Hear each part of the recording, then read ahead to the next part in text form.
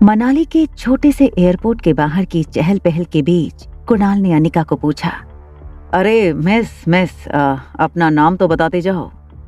ये सुनकर अनिका ने कुणाल को देखते हुए अपनी आंखों से काला चश्मा निकाला और बड़ी ही तेज और कटीली नजर से कुणाल को देखते हुए बिना किसी भी हाव भाव के धीरे से कहा, अनिका गुलेरिया।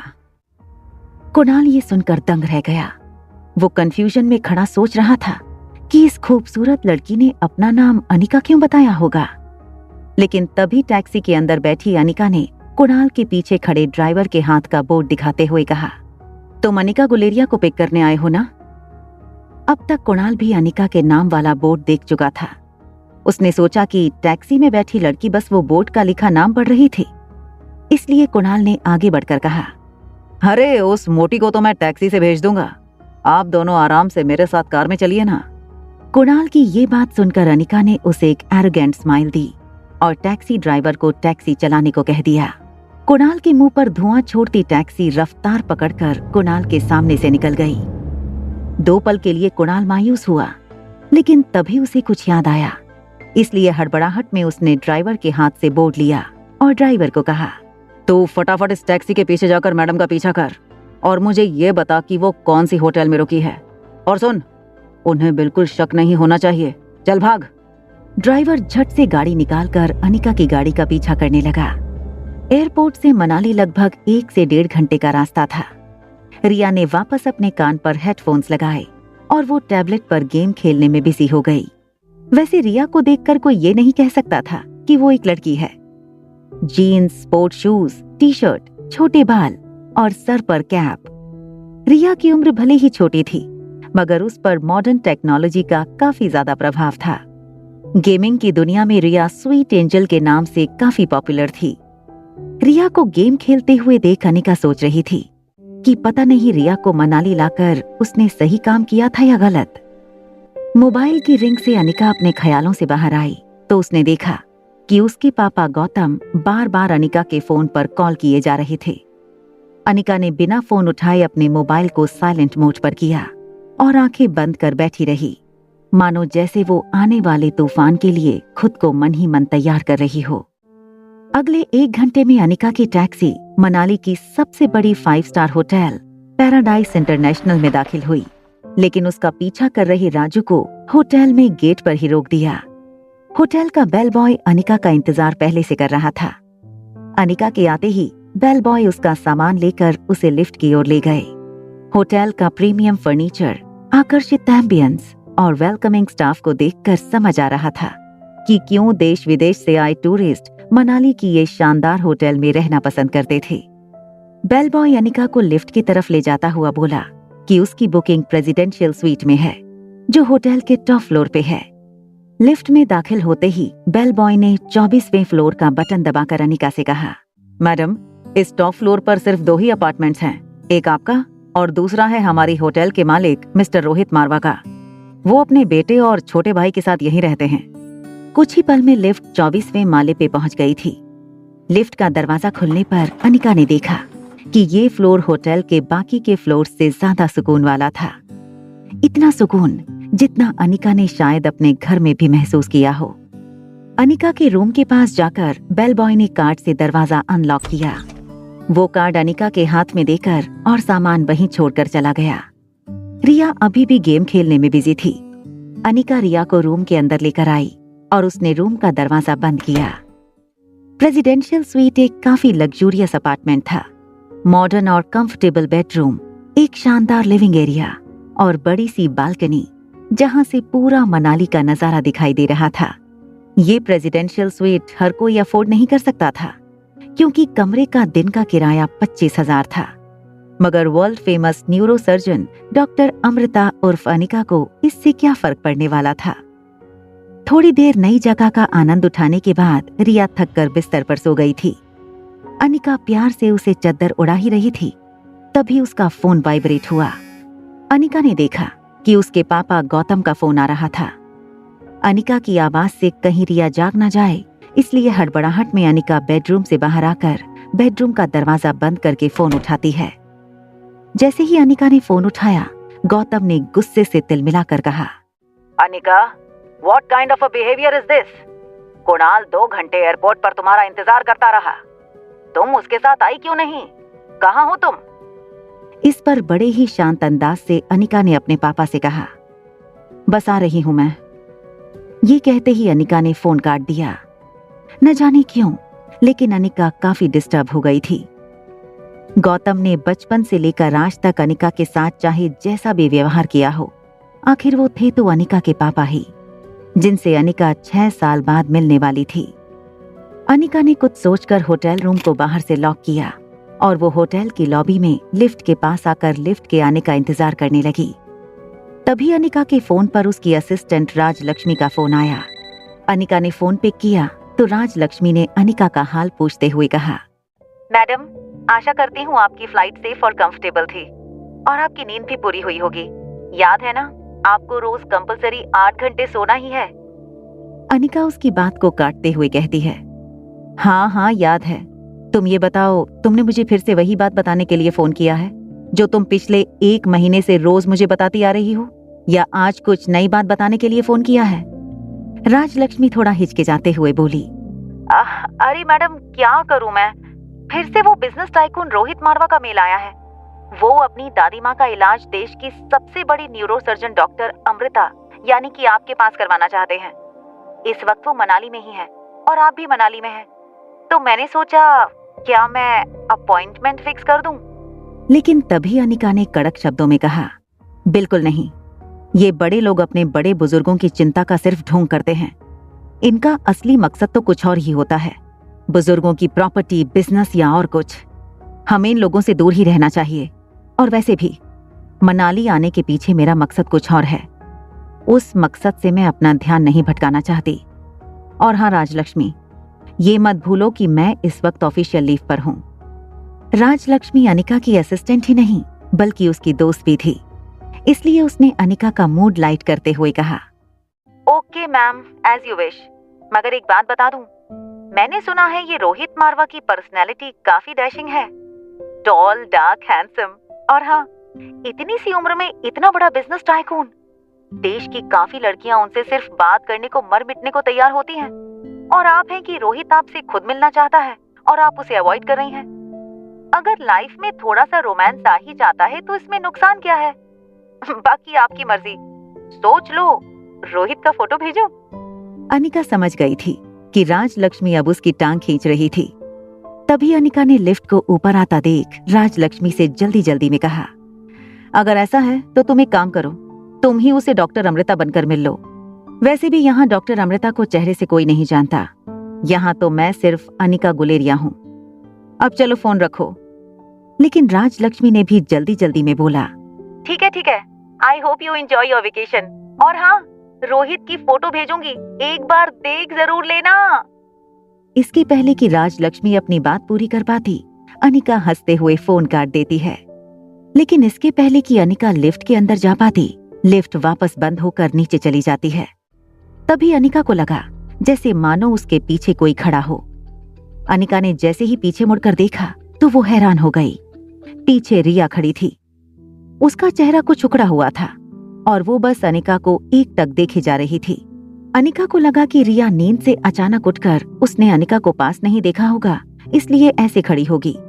इसलिए अनिका ने नीचे झुककर प्यार से रिया के दोनों गालों पर किस किया और बोली, मम्मा जल्दी वापस आ जाएगी और आते वक्त तुम्हारी फेवरेट चॉकलेट आइसक्रीम लेकर आएगी, ठीक है?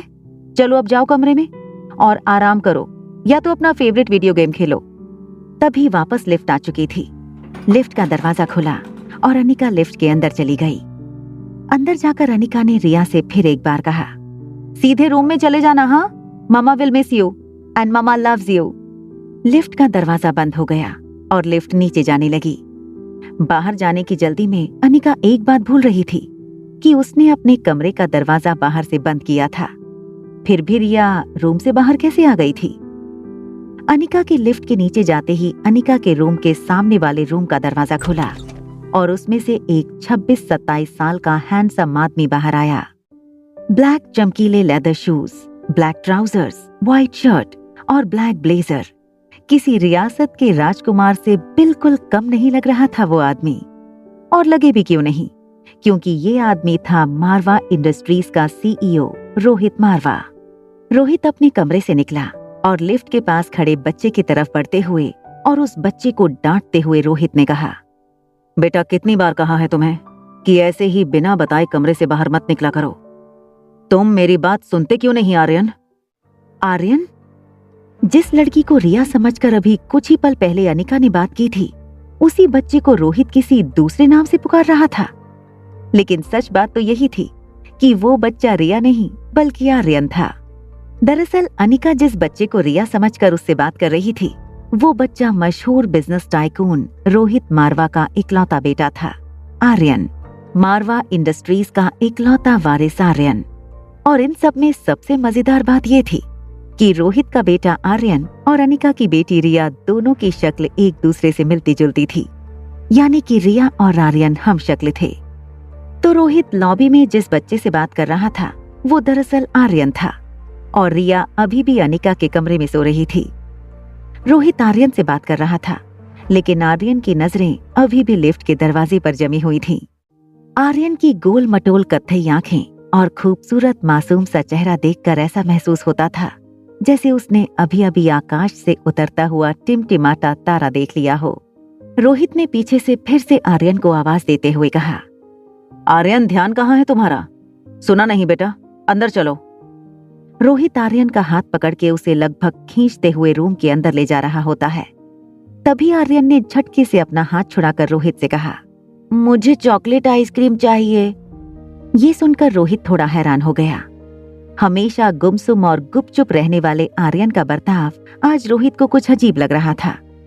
रोहित ने तुरंत कुछ सोचकर अपनी जेब से फोन निकाला और होटल के सीसीटीवी रूम में फोन करके उसके रूम के बाहर का सीसीटीवी फुटेज तुरंत मंगवाया। वो देखना चाहता था कि अभी अभी लिफ्ट के पास आर्यन के साथ क्या हुआ था। कुछ ही पल में सिक्योरिटी इंचार्ज लैपटॉप पर सीसीटीवी लेकर आ गया। फुटेज में रोहित ने जो देखा वो देखकर वो दंग हो गया। आर्यन एक ऐसा बच्चा था जो किसी अजनबी से तो दूर बल्कि रिश्तेदारों से भी ज्यादा बात नहीं करता था, ना ही उसके पापा के अलावा किसी के साथ मिक्स हो पाता था। लेकिन सीसीटीवी में आर्यन ने एक बिल्कुल अनजान औरत को अपने पास आने दिया, यहाँ तक कि उसे किस भी करने दिया। ये बात रोहित को बड़ी अजीब लगी।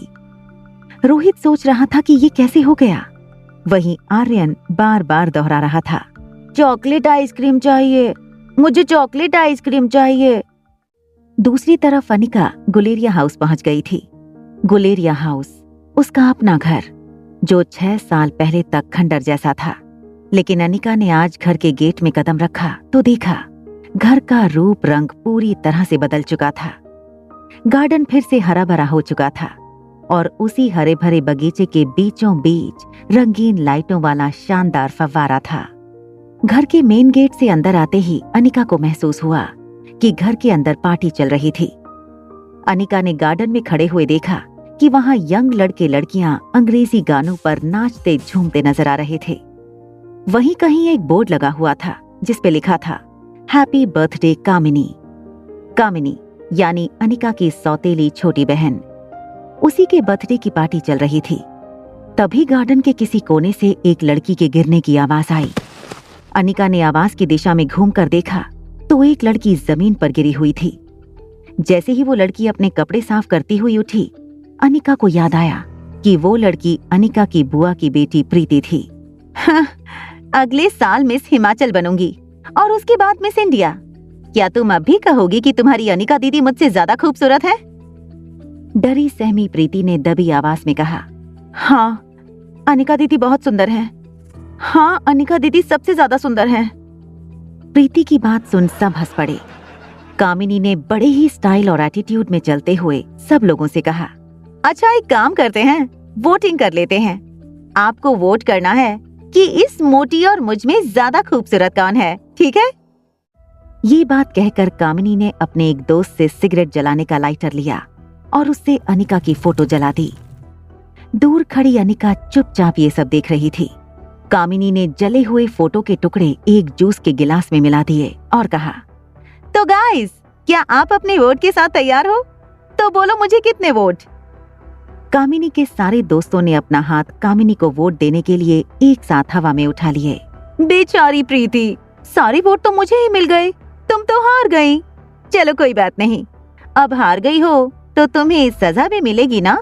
तो तुम्हारी सजा ये है कि तुम्हारी इस खूबसूरत मोटी दीदी के जले हुए फोटो की राख को मैंने इस जूस के गिलास में मिला दिया है। तुम्हें बस ये जूस पीना है। लेकिन जैसे ही प्रीति ने उस जूस को पीने से मना किया, कामिनी ने प्रीति के मुंह को अपने हाथ से पकड़कर उसके गालों को दबाया और कामिनी ने प्रीति को जबरदस्ती जूस पिलाने की कोशिश की। लेकिन इससे पहले कि वो प्रीति के मुंह में जूस डाल पाती, ऐन वक्त पर एक हाथ आकर बीच में कामिनी का हाथ पकड़कर उसे रोक लेता है। ये हाथ अनिका का था। अनिका ने गुस्से में कामिनी का हाथ इतना कस के पकड़ा था कि कामिनी की चीख निकल गई।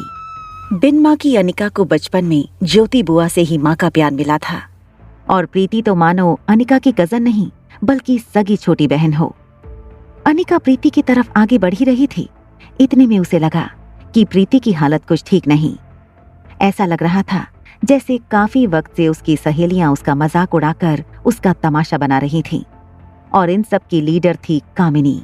हाथ में वाइन का गिलास, लाल रंग का बैकलेस टॉप, काले रंग का मिनी स्कर्ट और गोल्डन रंग की ऊंची हील्स में कामिनी किसी ग्लैमरस मॉडल से कम नहीं लग रही थी। प्रीति ठीक से उठ पाए उसके पहले कामिनी ने प्रीति को उसकी कलाई से पकड़कर वापस जमीन की ओर पटक दिया। कामिनी के हाथ में अनिका का पुराना फोटो था। वो अपनी सहेलियों को फोटो दिखाकर पूछ रही थी, ध्यान से देखो इस मोटी को। ये पागल प्रीति कह रही है कि ये मोटी मुझसे ज्यादा सुंदर दिख रही है। अब तुम लोग बताओ, जिसे ये मोटी सुंदर लगे वो तो कोई पागल ही होगी ना। जमीन पर गिरी प्रीति दबी कुचली आवाज में कहती है, अनिका दीदी सचमुच बहुत सुंदर हैं, बस उनका वजन थोड़ा सा ज्यादा है। लेकिन इस बात पर तो कामिनी तिलमिला उठी। यू स्टूपिड गर्ल, तुझे पता भी है कि खूबसूरती क्या होती है? मुझे देख, मेरे फेस को, मेरी बॉडी को देख, ये होती है खूबसूरती। ऊपर से मैं मेडिकल स्टूडेंट हूँ और इस साल मिस मनाली कंपटीशन भी जीत चुकी। अनिका ने कामिनी के हाथ से ग्लास छीनकर कहा, हार और जीत का फैसला खेल खत्म होने के बाद होता है और खेल अब तक खत्म नहीं हुआ। अनिका ने जमीन पर गिरी प्रीति को उठाया। प्रीति ने अनिका की आंखों को गौर से देखा। प्रीति इन आंखों को, इस आवाज को पहचानती थी। वो समझ गई कि ये लड़की और कोई नहीं बल्कि उसकी अनिका दीदी ही थी। प्रीति अनिका का नाम लेकर तुरंत उसके गले लग गई। ये देखकर कामिनी शॉक थी। उसे अपनी आंखों पर यकीन नहीं हो रहा था। वो समझ नहीं पा रही थी कि कल तक की 120 किलो की अनिका आज इतनी फिट, फाइन एंड गॉर्जियस कैसे दिखने लगी। ये चमत्कार आखिर हुआ कैसे? आसपास खड़े कामिनी के सभी दोस्त भी सरप्राइज हो गए। दोस्त आपस में ही बातें करने लगे, अरे यार, ये अनिका इतनी खूबसूरत कैसे हो गई? ये तो किसी फिल्म की हीरोइन जैसी लगती है। My God, she looks so gorgeous and sexy. सबकी बातें सुनकर अनिका ने बड़े ही रुआब से कहा, चलो, जीत किसकी हुई ये तो पक्का हो गया। अब जो सजा तय की थी वो पूरी कर ली जाए। ये कहते हुए अनिका ने कामिनी की कलाई को पकड़ा और अनिका ने वही जूस का गिलास कामिनी को देते हुए उसे पीने को कहा। कामिनी ने गुस्से से अनिका के हाथ को झटक दिया, जिससे जूस का गिलास नीचे गिर गया। कामिनी गुस्से में झुलस रही थी। ये कैसे हो सकता है? तुम इतनी बदल कैसे गई? और तभी गिलास टूटने की आवाज सुनकर गौतम और अनिका की सौतेली मां मनीषा वहां भागते हुए आ गईं। उनको वहां देखते ही कामिनी ने नाटक शुरू कर दिया और एकदम से बेचारी बनकर कहने लगी, देखो माँ, पापा, अनिका मेरी बर्थडे पार्टी में आकर मेरी पार्टी खराब करना चाहती है। मैंने सिर्फ इतना पूछा कि तुमने अपना वजन कैसे घटाया, तो मुझसे कहने लगी, अब मैं तुमसे काफी ज्यादा खूबसूरत हूँ, भला तुम्हारी औकात ही क्या है मेरे सामने। और ये कहते ही कामिनी झूठ मूठ रोने लगी। इससे पहले कि अनिका अपनी सफाई में कुछ कहती, हमेशा की तरह गौतम ने बिना सच्चाई जाने अनिका को डांटना शुरू कर दिया। बस करो अब अनिका, बहुत तमाशा हो गया। एक डिवोर्स पेपर पर साइन करने के लिए कितना नाटक करोगी? और घर के अंदर चलो, कुछ जरूरी बात करनी है तुमसे। ये कहते हुए गौतम और मनीषा अनिका का हाथ पकड़कर उसे अंदर ले गए। घर में घुसते ही गौतम दरवाजा बंद करता है और 6 साल बाद अपनी बेटी को मिलने की कोई भी खुशी न जताते हुए और सीधा मुद्दे की बात करते हुए गौतम सीधे मुद्दे की बात शुरू करता है। देखो अनिका, जो हो गया सो हो गया। हम लोगों को और परेशान करके तुम्हें क्या मिलेगा? तुम मेहरबानी करके इन 2 कागजात पर साइन कर दो। अनिका ने देखा तो उसके सामने रूम के सेंटर टेबल पर 2 पेपर्स और एक पेन पड़ा था। अनिका ये सुनकर थोड़ा चौंक गई। वो यहाँ अपने डिवोर्स पेपर पर साइन करने आई थी, फिर ये दूसरे पेपर्स किस चीज के थे? गौतम ने मानो अनिका के मन की बात सुन ली हो, वैसे उसने कहा, दरअसल तुमसे डिवोर्स लेने के बाद हम, यानी कि मैं और तुम्हारी नई माँ चाहते हैं कि कुणाल और कामिनी की शादी हो जाए। कुणाल को भी इस शादी से कोई एतराज नहीं है और कामिनी तो पहले से ही कुणाल को पसंद करती थी। बस कुणाल के दादाजी की एक ही इच्छा है। ये कहते हुए गौतम ने अपना गला साफ किया, मानो जैसे वो आगे कुछ बोलने के लिए हिम्मत जुटा रहा हो। और आखिर में गौतम ने उसे वो बात बता ही दी जिसके लिए वो आज सुबह से अनिका को फोन कर करके घर पे आने को कह रहा था। गौतम ने असली मुद्दे पे आते हुए कहा, अनिका, दरअसल तुम्हारी माँ के गुजर जाने के बाद उसकी फार्मा कंपनी जो तुम्हारे नाम पर हो गई थी, वो कंपनी तुम अपनी छोटी बहन कामिनी को शादी के तोहफे में दे दो बेटा। मैंने सारे डॉक्यूमेंट्स तैयार करवा लिए हैं, तुम सिर्फ सिग्नेचर कर दो। अनिका ये सुनकर कुछ देर गौतम की ओर देखती रही। वो सोच रही थी कि क्या सच में उसके पापा ने वो कह दिया था जिसे वो सुनकर भी मानना नहीं चाहती थी। और तो और वो कभी सोच भी नहीं सकती थी कि डोगरा खानदान के साथ रिश्ता बनाए रखने के लिए उसके पापा इतना नीचे गिर सकते थे। एक पल के लिए भले ही अनिका थोड़ी कमजोर पड़ गई हो, लेकिन दूसरे ही पल उसने खुद को संभालते हुए उस मेज पर रखे उन पेपर्स को देखा। बिना कुछ कहे अनिका पेपर्स की तरफ आगे बढ़ी। उसने पेन उठाया और कुछ सोचकर वो डिवोर्स पेपर के पन्नों पर फटाफट साइन करने लगी। गौतम और मनीषा ने ये देखकर थोड़ी राहत की सांस ली। उनको लगा कि अनिका अब सब कागज पर साइन करने को मान गई, लेकिन तलाक के पेपर्स पर साइन करने के बाद उसने धीरे से अपनी माँ की कंपनी के कागजात उठाए और बोली, अपना कहने को इस दुनिया में इस कंपनी के अलावा कुछ नहीं है मेरे पास। माफ कीजिएगा, लेकिन ये कंपनी मैं आपको नहीं दे सकती। अनिका बड़ी ही शालीनता से मना करके सीधा वहां से निकल जाती है। गौतम और मनीषा को यकीन नहीं हो रहा था कि अनिका, जिसने आज तक उसके पापा की हर एक बात चुपचाप मान लेती थी, उसने आज उनकी बात मानने से साफ मना कर दिया था। अनिका की सौतेली माँ मनीषा भागकर अनिका के पीछे जाती है और उसे रोकते हुए बोली, क्यों हमें बर्बाद करने पर तुली हो अनिका? पहले ही एक बिन ब्याही माँ बनकर तुमने समाज में हमारी इतनी इज्जत उछाली, वो कम थी क्या? अब अपनी बहन की जिंदगी भी बर्बाद करना चाहती हो? मनीषा की बातों को अनसुना करते हुए अनिका घर के मेन गेट से बाहर निकलने ही वाली थी कि तभी कामिनी उसके सामने आ खड़ी हुई और बोली, तुम्हें क्या लगा तुम वो कंपनी मेरे नाम नहीं करोगी तो कुणाल मुझसे शादी नहीं करेगा? वहम है ये तुम्हारा। कुणाल मुझसे शादी इसलिए करना चाहता है क्योंकि मैं उसे पसंद हूँ, न कि तुम्हारी उस फैक्ट्री के लिए जैसे उसे तुम्हारे साथ करनी पड़ी थी। और तुम ये सब नहीं देख सकती क्योंकि तुम बचपन से ही मुझसे जलती हो। अनिका ने एक कटाक्ष भरी मुस्कान के साथ कामिनी से कहा, कौन किससे जलता है इसका नमूना तुम बाहर दिखा चुकी हो। और रहा सवाल बचपन का, तो तुम्हें तो आदत है मेरी हर चीज को छीनने की। मेरे लिए जो भी अच्छे कपड़े, अच्छे खिलौने, अच्छी सैंडल आती थी वो तुम ही तो रख लेती थी। लगता है अभी भी वो आदत गई नहीं तुम्हारी। जिस लड़के को मैंने डिवोर्स दिया उसी से तुम शादी करना चाहती हो तो ठीक है, कर लो, कोई बात नहीं, मगर कंपनी तो मैं नहीं दे सकती। बचपन में अनिका का फायदा हर कोई उठा ले जाता था, लेकिन इसके बावजूद उसके मुंह से कभी चूं तक नहीं निकलती थी। शायद इसीलिए सबने सोचा होगा कि अभी भी अनिका को बहला फुसलाकर, समाज का और बहन के भविष्य का वास्ता देकर, बहलाकर उसका फायदा उठाया जा सकता है। लेकिन किसी को नहीं पता था कि अनिका का शरीर ही नहीं, उसका मन, उसके विचार, हर कुछ इन 6 सालों में बदल चुका था। आज अनिका को इस तरफ सबके अपमानों पर पानी फेरता देख सब लोग गहरे शौक में थे। अनिका के मुंह से ऐसे तीखे शब्द कामिनी पहली बार सुन रही थी और अब कामिनी का पारा 7वें आसमान पर था। वो गुर्राती हुई अनिका से बोली, समझती क्या हो खुद को? वजन घटा लिया तो जबान भी लड़ाना सीख गई क्या?